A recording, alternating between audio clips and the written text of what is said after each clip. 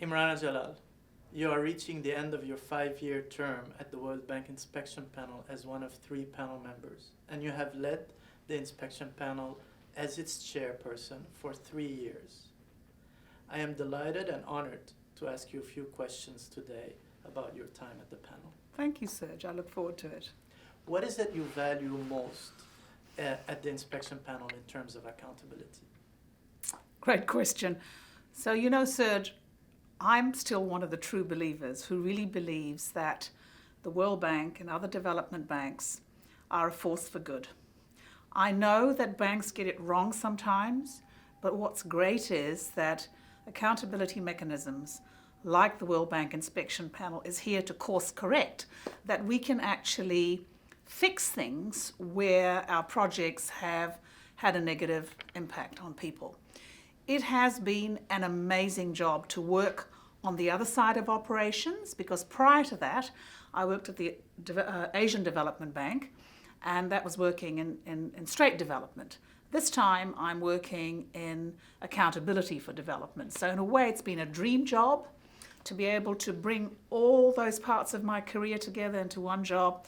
My work as a human rights lawyer previously, my work as a development practitioner, and now as an inspection panel member. So that's what I value most.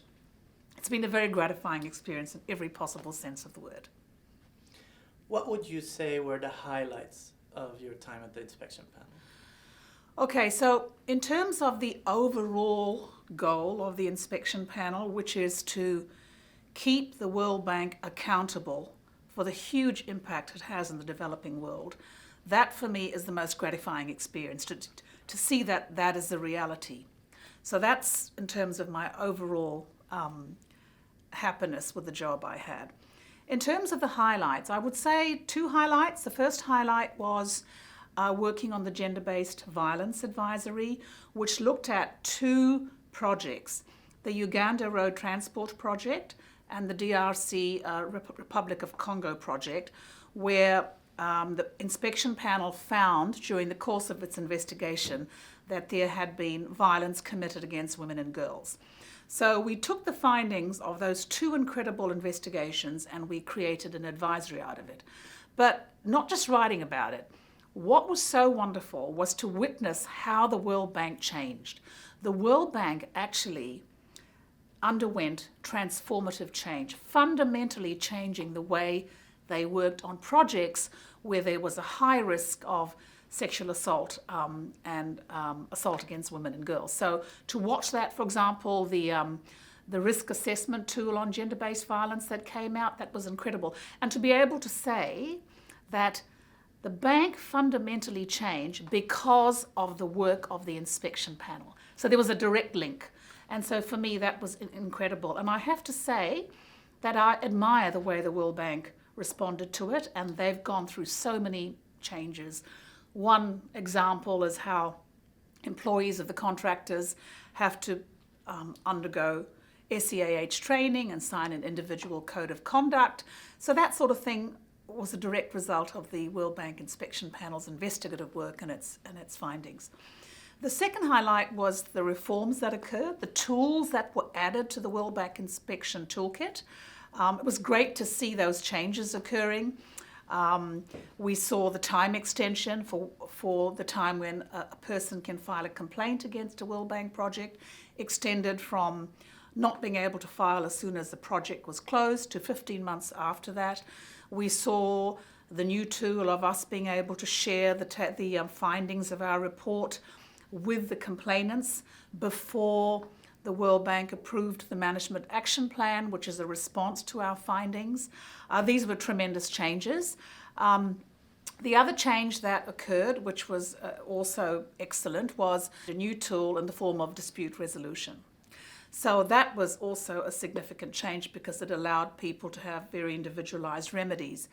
I'm now in a position to say, having seen dispute resolution as a function and the compliance review investigation part of accountability, what I like about it is that the dispute resolution function helps individuals find remedies.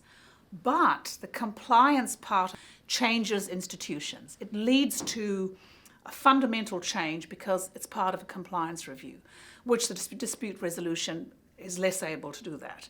Compliance review changes banks, changes institutions. So both are important parts of accountability, but I would say that's one of the interesting differences between them. Any final words, Imrana?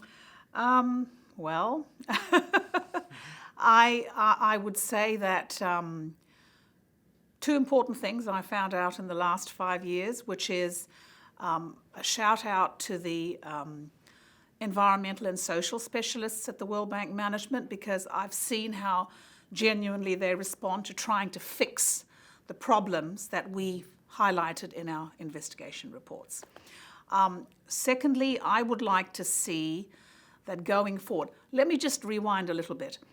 One of the good things about being at the World Bank is to watch how the World Bank supports the inspection panel's independence. So the board has been an unflinching supporter of the inspection panel's independence. Our independence from management, our independence from dispute resolution, and this is so fundamental, and I see that as an important matter going forward. Having said that, going forward, I would like to see the inspection panel regain control of the resources, of its resources again, because that's such a fundamental part of independence. The final thing I would say about my final words is I have been so privileged to work with the inspection panel staff, which I consider to be, we work together as a family, Serge. I'm sure you've seen that. It's been a fantastic thing to watch. And to recognize that the inspection panel staff, it's not just a job for them. They genuinely committed to accountability, and it resonates with their personal goals. So it was a privilege to be part of that. Thank you. Imrana, maybe one last question. Where to from here? Well, Serge, I used to work at the Asian Development Bank as a gender specialist. And when I left, I was the principal gender specialist, and I loved that work. And I'm going back to the Asian Development Bank, this time in a completely new role. Similar to my job here, I'm going back to be one of the 2 heads of accountability at the Asian Development Bank. But this time, I won't be on the investigation compliance side. I'll be on the problem-solving side. So again, it's something new. It's a new challenge that I'm looking forward to. And so I start there on the 9th of January next year. And I loved my time there, and I really liked my life in Manila, so I'm looking forward to going back to that. Thank you, Imran. Thank you, Serge. Thank you so much.